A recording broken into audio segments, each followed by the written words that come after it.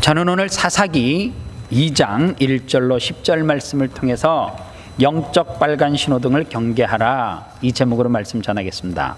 옆에 사람에게 인사하겠습니다. 예수 잘 믿으십시다, 이렇게 인사하겠습니다.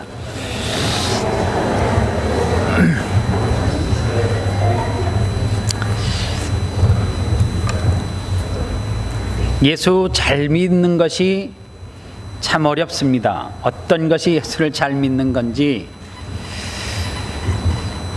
참 어려운데, 내가 예수를 잘 믿는다라고 해서 끝나는 것이 아니고 다음 세대에게 어떻게 좋은 신앙을 물려주는 거가 더 중요합니다. 옛 어른들은 농사 중에 가장 큰 농사, 중요한 농사를 뭐라고 이야기했어요? 자식 농사, 그렇게 이야기했습니다. 그래서 젊은 사람들은 이것이 무슨 말인지 잘 이해가 안 가겠지만, 옛날 어른들이 이런 말을 했습니다. 마른 논에 물 들어가는 것하고 자식 입에 밥 들어가는 것이 제일 보기 좋다, 그런 이야기를 했습니다. 자식 농사 예전만 못하지요? 이렇게 물으면 요즘 청년들 개판입니다, 이렇게 들릴 수도 있는데 얘네들 실패한 농사입니다, 이렇게 들릴 수도 있는데, 그게 아니고요. 부모님들이 자식 농사를 짓는 중심이 많이 바뀌었습니다. 어떻게 바뀌었냐면, 과거의 부모님들은 자식들에게 이웃을 배려하는 교육을 많이 시켰습니다. 뭐가 있으면 훈련을 통해서 자끔 체험케 하는 거예요. 그래서 우리 집에서 옥수수를 삶으면 이유가 없어요. 우리가 먹어도 부족한데 어떻게 해요? 꼭 옆집에 갖다 주래요. 그러면 이만한 소쿠리에다가 가득 담아서 갖다 주잖아요. 그 집에서 그릇을 보낼 때 또 빈손으로 안 보내요. 잠깐 기다려 보라는 거지. 그러면 거기에다가 하여간 고구마 상추할 것 없이 또 싸서 보내줘요. 그런데 그것을 보면서 자녀들이 무엇을 배우느냐 하면, 아, 내가 먹을 것이 있으면, 좋은 것이 있으면 나누는 거구나, 이거를 배우는 거예요. 참 좋은 교육인 것 같아요. 그런데 요즘은 어떻게 가르쳐요? 남 주지 말고 너 잘 챙겨 먹어, 그러잖아요. 남 안 주는 교육을 가르쳐요. 옛날에 부모님들은 네가 조금 머리가 지식이 좀 떨어져도 자꾸만 무엇으로 가르쳤냐면 사랑으로 가르쳤는데, 요즘은 자녀들에게 자꾸만 지식을 집어넣어 주려고 하는 교육으로 바뀌어지는 것 같아요. 그러다 보니까 자꾸만 요즘 젊은 사람들을 볼 때마다 무슨 생각을 제가 하느냐 하면, 참 자기밖에 모른다, 그 생각을 해요. 제가 일부 예배 때 교사들이 주로 예배를 드리니까 무슨 이야기를 했느냐 하면, 목사님이 주일학교 다닐 때, 제가 교사를 할 때, 전도사 생활을 할 때는 초창기 때 교사 교육은 다른 것이 아니었어, 그랬어요. 지각하지 말라는 것 철칙으로 가르쳤다 그랬어요. 또 하나, 미안하지만 옷 지금처럼 입고 오면 안 돼. 무릎 밑에 치마 입어야 됐고, 위에 터지는 거, 나시 같은 거 상상할 수 없다고. 그 교육만 매해 1년에 2번씩 받는 거예요. 분반 공부를 잘 가르치고 테크닉 없었어요. 항상 아이들보다 30분 일찍 나와야 돼, 이거가. 그래서 그 당시에는 내 패션 없었어요. 교사들은 나 뭐 이거 없었어요. 룰이 있었거든요. 그런데 지금은 교사들이 그런 이야기를 하면 나 안 해, 그래요. 지각하는 건 너무, 여러분들 아세요? 제가 일부 예배 때 10시 딱 정각이 안 오면 1분 딱 지날 때마다 1불씩 벌금 걷는 거예요. 내년에 2부 예배 때도 제가 해보려고 그러는데요. 구제하게요.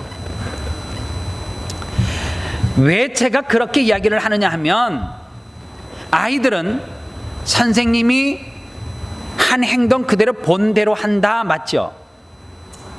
여러분들 어른분들도 참 중요한 게 뭐냐 하면, 아이들은 지각 안 해요. 준비해보면 알잖아요. 주일날 저희 집에서 최고 교회 가는 거 일찍 준비하는 아이가 온유예요. 그리고 다 깨워요. 샤워할 때 옷 다 입고 있어요. 왜 빨리 안 가냐요. 늦으면 어떡하냐고. 안 늦어 그래도 걔는 이유가 없죠. 해 뜨면 교회 가야 되니까. 시계를 볼 줄 모르니까 해 뜨면 빨리 가야 되거든요.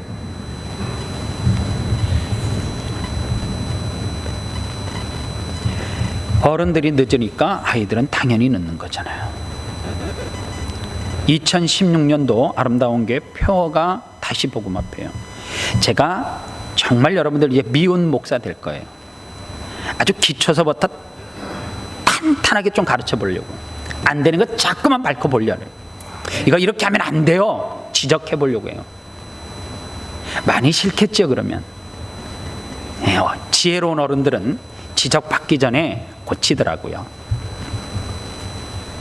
어느 날 찬양하는 친구가 그래요. 목사님, 우리 아름다운 교회 예배 시간이 제가 정확하게 몇 시인지 모르겠어요. 11시 30분. 과거에 신앙생활 하셨던 분들 아시죠? 11시 30분에 예배 시작하면 장로님들이 몇 시부터 나와요? 10시 반에 나와요. 그래서 장로님들이 먼저 중직들 분방 공부를 30분 시켜요. 예배 30분 전에 뭐 했느냐? 성도들이 나오면 그때 찬양하시는 분들이 찬양 인도해요. 11시 반 정각 되기 전까지 해요. 그리고 11시 반 딱 되면 우리 교회도 이거 하나 사주세요. 3번 치는 거. 이거 좋은 것 같아요. 띵띵 치면 다 같이 주악에 맞춰 묵상기도 드림으로 예배 시작하겠습니다.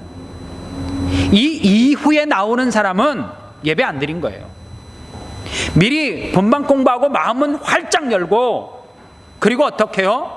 불이 지펴진 상태에서 예배해야지 은혜를 받죠.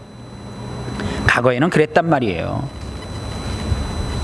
이제 내년서부터 제가 그렇게 하려고 해요. 뒷문 닫고요, 11시 반 되면 안 열어주려고 해요. 그러면 뭐 심각해지겠죠. 반 이상은 저희 교회 안 오시겠죠. 여러분들 12시에 예배하려고도 제가 생각해 봤어요. 그러면 또 12시 반에 와요. 그죠? 신기해요, 사람들은. 그래서 속일까? 11시에 예배를 놓고 11시 반에 시작할까? 그것도 좀 그렇잖아요. 왜 이렇게 기본적인 것들이 흐트러지고 바뀌는지 모르겠어요. 그런데 중요한 게 있어요. 이거를 다음 세대들이 그대로 받아요. 그게 참 무섭고 가슴이 아픈 거예요. 제가 학교 다닐 때, 지금은 제 연필통에 꽂혀서 잘 쓰지 않아요. 옛날에 만년필 그러면 어른들은 대표적인 메이커가 뭐죠? 안 가져봐서 몰라요? 파카라고 아시나 모를까요? 이 파카를 지금은 양복 주머니에 이렇게 예쁜 거 꽂아놨죠. 옛날에는 여기는 파카 있으면 딱 꽂고 다녀요. 이렇게 내밀고 이렇게 다니잖아요. 파카라고. 그 파카를 만든 유래가 제가 궁금해서 보니까, 가난한 학교 선생님이 하나 해가지고 선생님에서 먹기 살고 힘드니까 자기가 손재주가 있었는데, 혹시 그거 쓰신 분 계세요? 저 학교 다닐 때 썼었는데, 한동안 나무 꼬챙이에다가 펜촉 이렇게 끼워가지고 책상 모퉁이에다가 잉크 놓고 찍어서 글씨 쓴 사람 행복한 사람이고요, 그거 모르는 사람은 정말 불행한 사람이에요.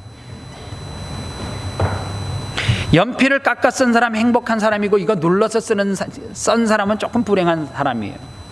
그런데요, 이 만년필을, 파카를 만든 사람이 부업으로 손재주가 있으니까 그거를 보니까, 너무 그런 거를 보니까 불편한 거예요.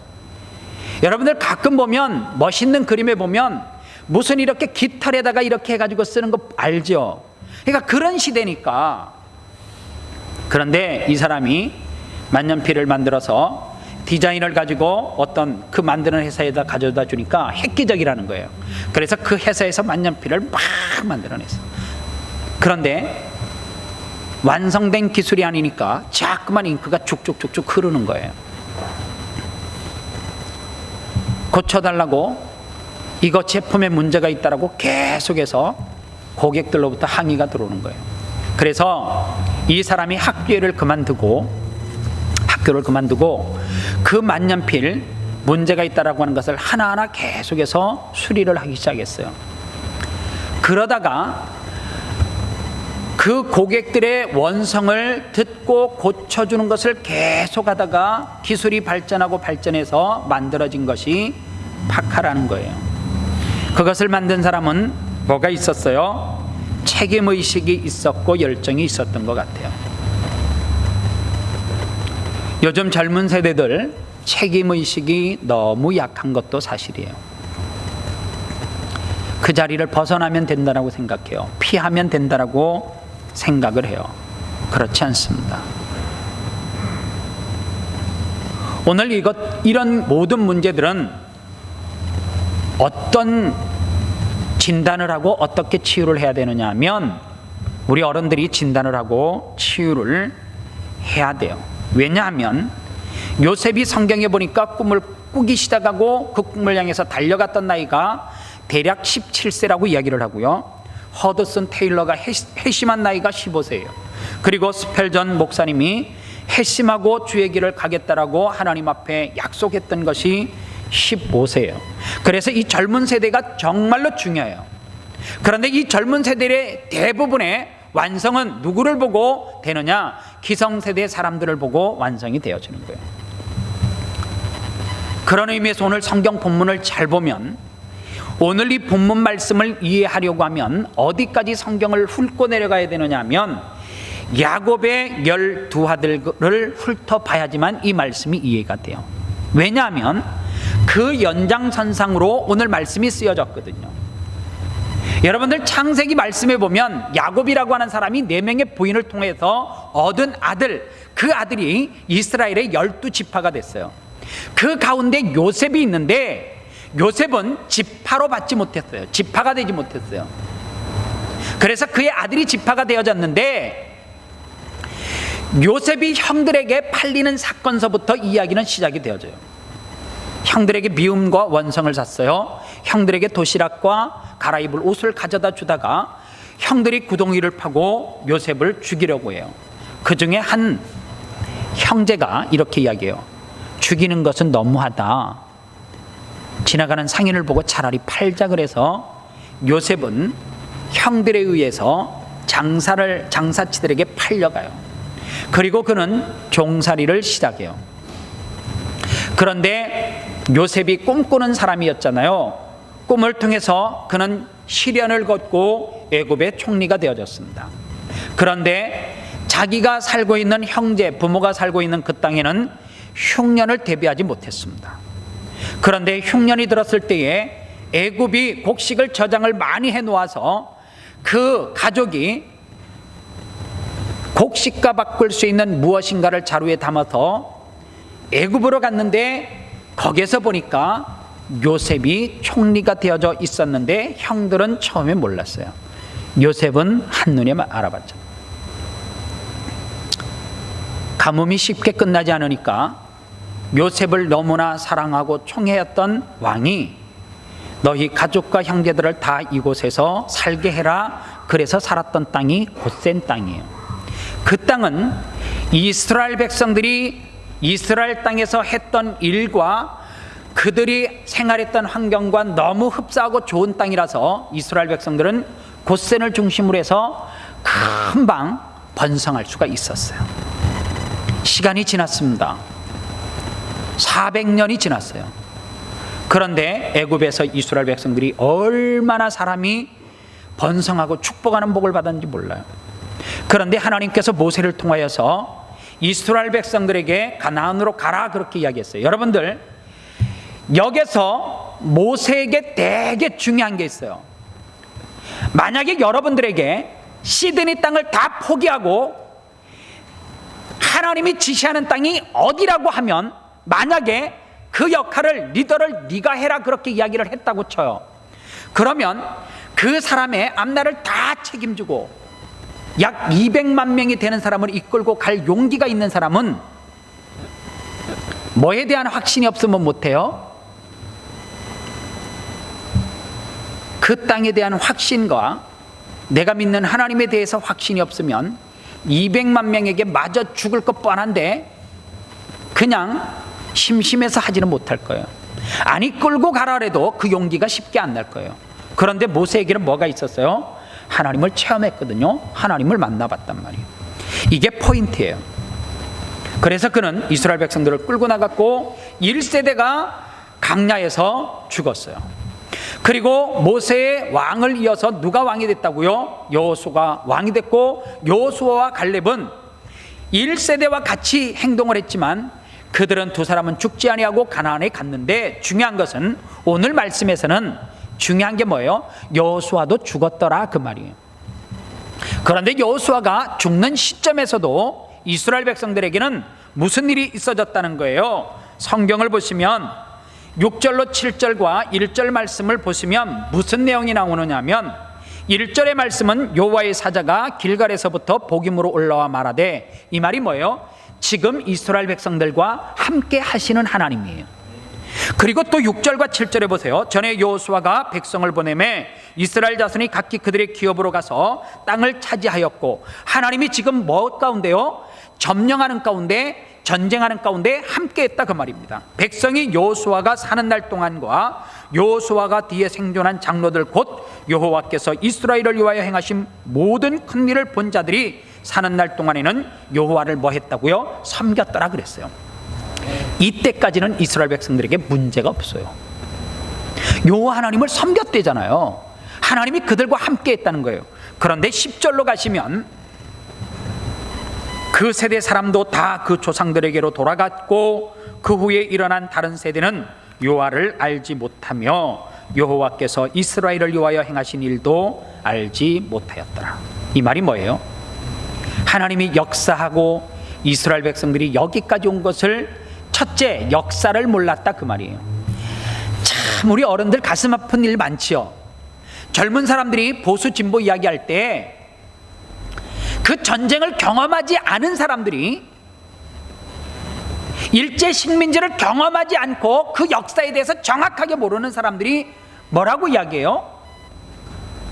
자꾸만 보수에 속해 있는 어른들을 향해서 그냥 덮어놓고 싫어요. 좀 역사 공부를 하고 내용에 대해서 알고 판단하고 해야 되는데, 항상 분위기에 의해서. 그리고 또 진보는 어떻게 해요? 보수는 무조건 진보 싫어요. 무조건 쟤네들 생각이 다 틀렸다고 생각해요. 들어보고. 그런데 그게 없어요. 그러다 보니까 전쟁은 없는데 한반도 땅에 무슨 일이 벌어져요? 보수와 진보로 골이 너무 깊어가지고 이제 갈라질 대로 갈라져서 이게 하나 되지 못해요. 지금 그 아픔을 우리 민족이 겪고 있어요. 이스라엘 백성들이 왜 지금 여기에 와 있는지 역사를 몰라요. 다음 세대가. 그리고 중요한 거는 여호수아가 죽고 난 이후에, 쉽게 이야기하면 부모님이 다 죽고 난 이후에 자녀들이 왜 우리 부모가 축복을 받았고 왜 우리 부모가 이러한 신앙생활을 했는지 역사를 몰라요. 그리고 어떻게 해요? 그들은 여호와를 섬기지 않고 그리고 알지도 못했다는 거예요. 하나님을 알지 못했다. 상당히 심각하죠. 여러분들 사무엘상 2장에 보면 엘리라고 하는 제사장이 나와요. 엘리 제사장은 쉽게 말하면, 여러분들이 듣기 좋게 이야기하면 이런 거예요. 엘리 제사장을 목사면 목사 아들인 홈리와 비느하스가 있어요. 그런데 이 홈리와 비느하스는 성경에 이렇게 이야기하고 있어요. 사무엘상 2장 12절에 엘리의 아들들은 불량자라 여호와를 알지 아니하였더라 이렇게 이야기해요. 자식은 하나님을 몰랐어요. 아버지는 제사장인데. 분명히 엘리의 아들도 이스라엘 사람이었고 성전에서 분명히 살았을 것이고, 그럼에도 불구하고 여호와를 알지 못했다 그 말입니다. 엘리 제사장의 아들에게는 그 중심에 하나님이 없었기 때문에 하나님을 영적으로 체험하고 경험하지 못했다 그 말입니다. 바울은 이러한 사람을 뭐라고 이야기하느냐? 경건의 모양은 있으나 경건의 능력이 없다 그렇게 이야기해요. 신앙생활을 어떻게 하느냐 하면 수박 겉핥기식의 신앙생활을 해요. 여러분들, 주일날 교회 나와서 예배한다고 절대로 예수 믿는 사람이라고 확신 있게 이야기하기는 쉽지 않아요. 기독교는 절대적으로 누가 뭐라 그래도 체험적인 종교예요.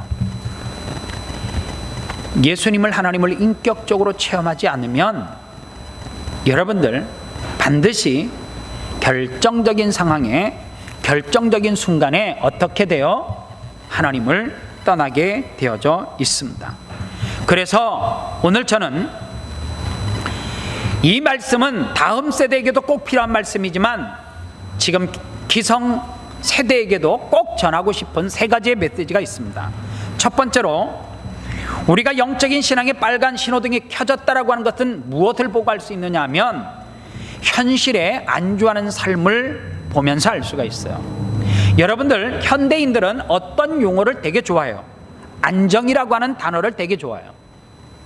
마치 안정이 무엇을 뜻한다라고 생각을 하느냐면 행복을 뜻한다라고 착각하고 살아가요. 나 이제 삶이 좀 안정됐어, 그러면 행복하다, 이래 생각을 해요. 나 이제 이민 땅에서 좀 이렇게 안정됐어, 나 이제 행복하다라고 생각해요.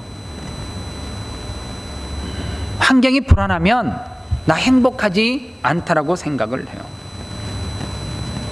여러분들, 예수를 믿는 사람은 처음부터 끝까지 절대로 안정된 삶은 없어요. 왜냐하면 좁은 길이 안정되어 편안히 운전해 보면 넓은 길이 편안하고 안정돼요. 넓은 길이죠. 저는요, 항상 우리 교회를 올 때 이 넓은 땅에서 왜 도로를 조라도 한참 이렇게 옆으로 가다 정신 차릴 만큼 넓게 닦아 놓지, 제가 정말 신경 많이 쓰는 부분이, 이렇게 나가다가 수영장 지나면서부터는 정말 도로가 좁아지는 것 같아요. 아쿠아센터 그쪽 지나면서는. 그리고 코너링 이렇게 도로를 찌 새로 아파트 진 데는 조금만 하면 있잖아요, 그냥 길을 확 넘어가요. 왜 이렇게 좁게 닦아놨지? 좁은 길은 항상 긴장돼요. 안정이 없어요. 넓은 길은 어때요? 제가 한 번은 하도 졸려가지고 브리즈번을 가다가 차가 하도 안 오길래 가운데로 이렇게 가봤어요. 차가 안 오니까 이쪽으로 갔다가 이쪽으로 갔다가 이쪽으로 갔다가 이쪽으로 갔다, 차가 안 오니까요, 다 이게 내 길인 것 같아요. 편안하더라고요.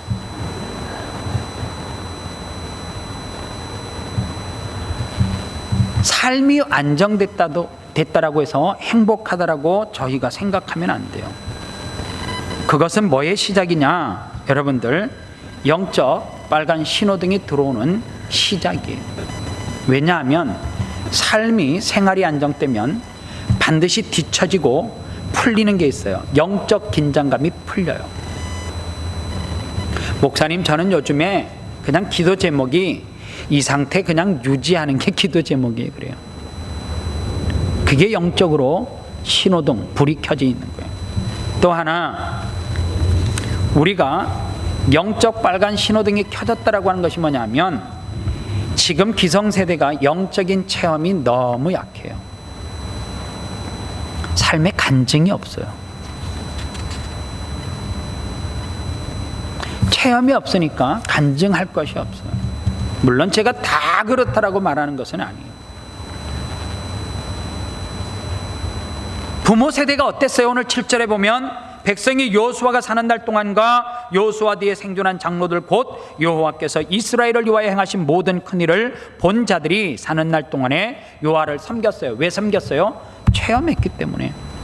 그런데 그 체험적인 신앙을 물려주지 못하니까 다음 세대는 하나님을 떠날 수밖에 없다, 그 말입니다. 여러분들, 예수님을 체험하고 계십니까? 삶 가운데 일터에서 느끼고 계세요? 저는 왜 신기하게 지금도 숙제예요. 제가 왜 숙제냐면, 왜 한국에서 열심히 신앙생활한 사람들이 이민 생활을 시작하면 왜 자꾸만 신앙이 열기가 식어지지 하는 게 제가 숙제예요.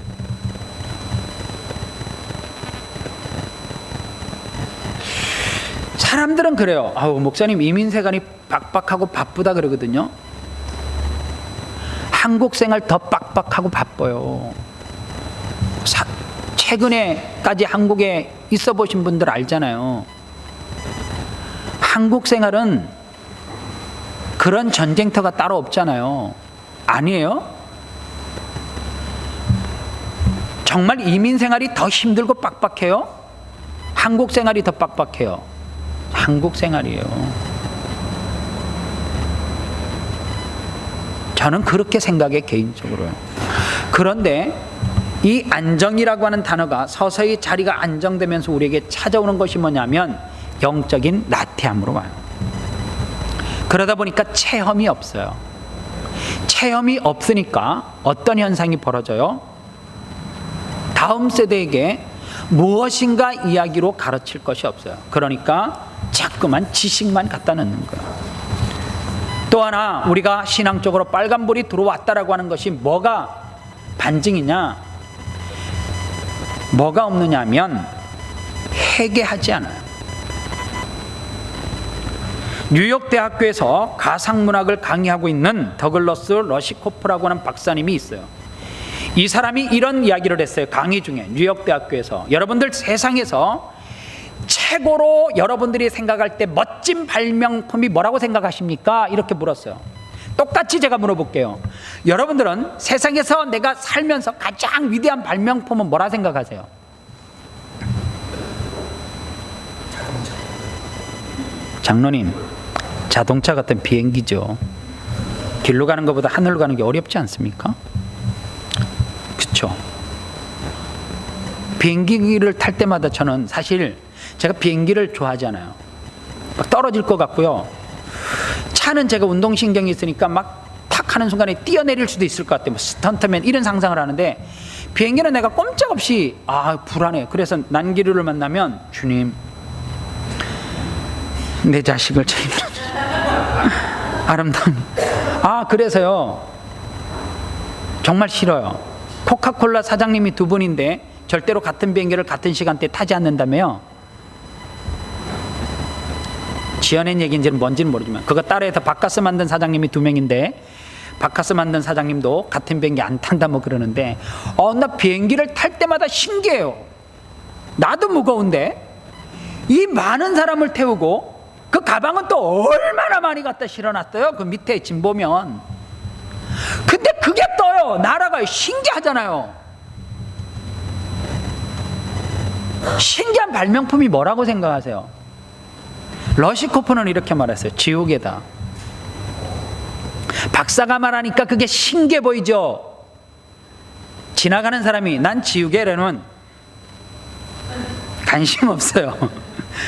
박사님이 뉴욕 대학교에서 강의하다 그랬으니까 도대체 왜 저랬대? 그래서 글을 읽어보니까 지우개는 단순히 잘못된 글자의 수정에 국한된 것이 아니고 인간의 행동이나 사고의 오류와 실수를 지워버리고 다시 시작한다는데 러시코프는 주안점을 두었다. 이야, 이렇게 읽으니까 이 사람에게는 뭔가 철학이 있는 것 같아요. 그래봤자 1,000원짜리 2,000원짜리 $1 하는 지우개에 불과한데. 근데 제가 이 글을 또 읽고 또 읽다가 무슨 생각을 했냐면, 지우개가 최고의 발명품이야? 러시코프 하다가 지우개가 뭐라고 그랬다고요? 단순한 실수한 글씨를 지우는 것이 아니라 인간의 행동이나 사고의 오류와 실수를 지워버리고 다시 시작하는데 주안점을 줬다면, 인간의 행동이나 사고와 오류의 실수를 지울 수 있는 방법이 뭐냐 생각해 보니까 회개예요. 회개. 그러니까 이 사람이 대단해 보이더라니까요. 이 사람은 진짜 영적인 사람이구나. 그거를 또 회개로 갖다 붙이는 나는 더 영적인 러시코프 이해했는 사람. 여러분들 생각해 보세요. 회개가 뭐예요? 지난날의 실수와 가오를 하나님이 다 어떻게 해요? 흠이 남아요? 깨끗하게 지워버리잖아요. 그런데 해결을 안 해요. 하나님 앞에 해결을 안 해요. 잘못한 것을 인정하지 않아요. 용서를 구하지 않아요. 하나님은 해결을 하면 용서해 주지만 회개하지 아니하고 입 닫고 있으면 절대 하나님은 용서하지 않아요. 법을 공부하는 사람들이 어느 날 재판을 할 때요, 판례라는 말이 있어요. 판례가 뭐냐 하면 10년, 20년 전에 비슷하고 똑같은 유형의 사건을 어느 판사가 이것은 이렇게 해서 죄 없다라고 했던 어떤 문구가 있으면, 기록이 있으면 그것이 판례예요. 그게 20년, 30년 됐어도요, 그 다음에 비슷한 사건이 있었을 때에 똑같은 판사가 판례를 확 막 뒤집어 엎고 새롭게 이것은 무죄를 유죄다 하는 것이 쉽지 않아요. 왠 줄 아세요?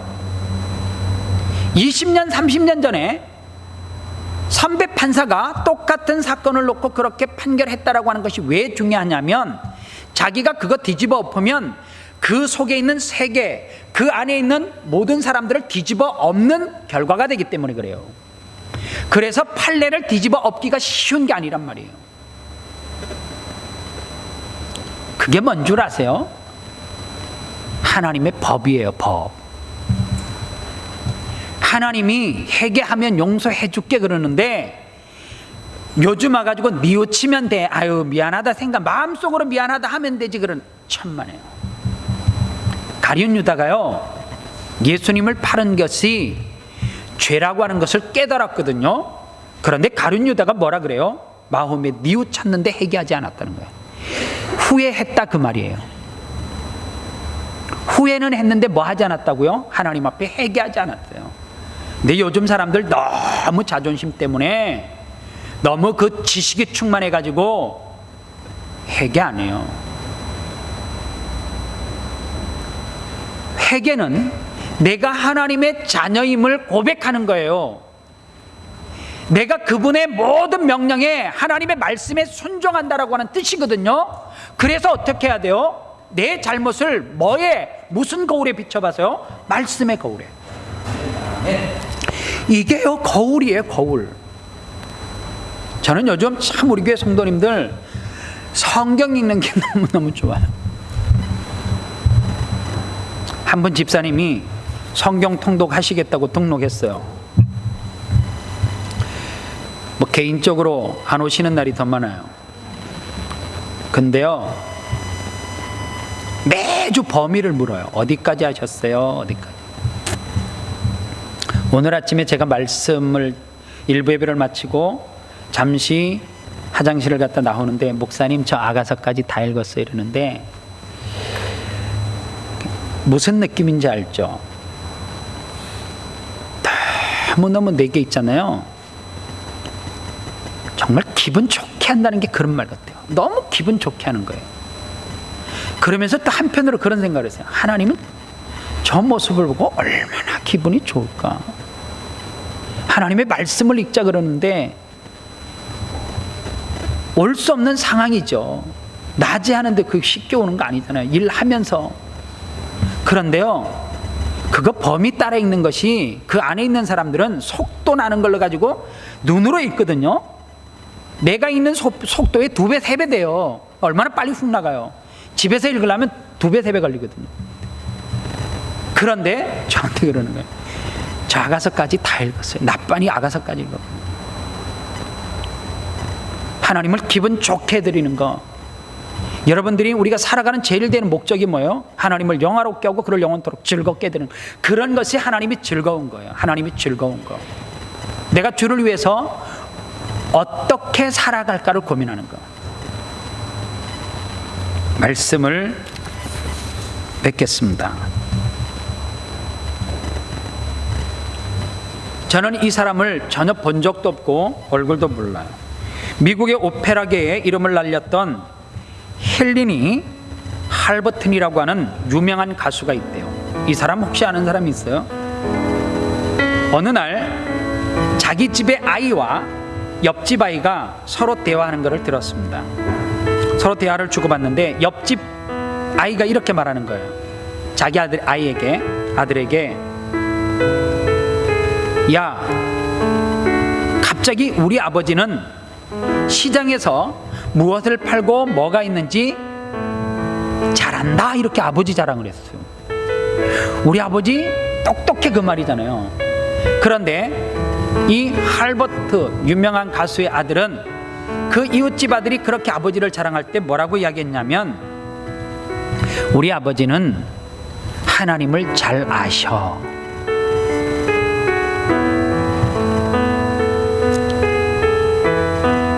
이 할버튼이라고 하는 가수가 자기 아들의 입에서 우리 아빠는 하나님을 잘 아셔, 돌아서면서 그렇게 눈물이 나더라. 여러분들의 자녀는 여러분들을 보고 뭐라고 그렇게 이야기할 것 같아요? 우리 엄마 아빠는 시장에 뭐가 있는지 잘 아셔. 우리 엄마 아빠는 하나님을 잘 아셔. 여러분들의 자녀, 우리 아들은, 우리 딸은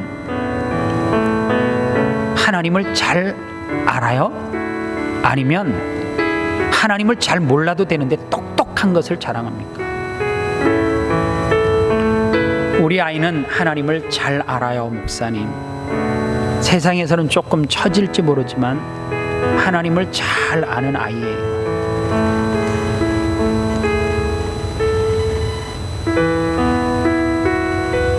하나님을 잘 아는 여러분 되십시오. 그리고 하나님을 잘 아는 아들, 딸 그렇게 만드십시오. 신앙은 보고 배우는 거예요. 어느 날 너 오락하지 마, 그렇게 했어요. 아빠나 하지 마.